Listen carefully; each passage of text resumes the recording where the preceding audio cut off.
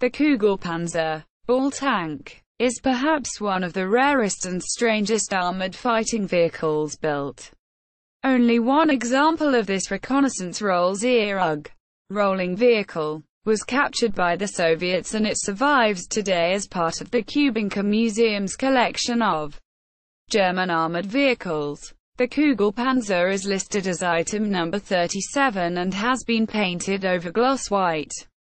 From fragmentary information sources, it is believed that the drive has been removed from the vehicle and no metal samples have been allowed to be taken from it.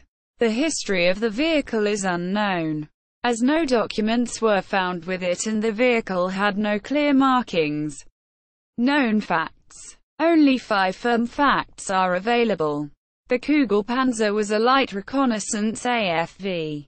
The Kugelpanzer was captured by the Soviet Red Army in 1945 in Manchuria.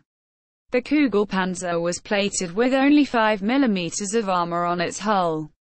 The Kugelpanzer was powered by a single-cylinder 2-stroke engine.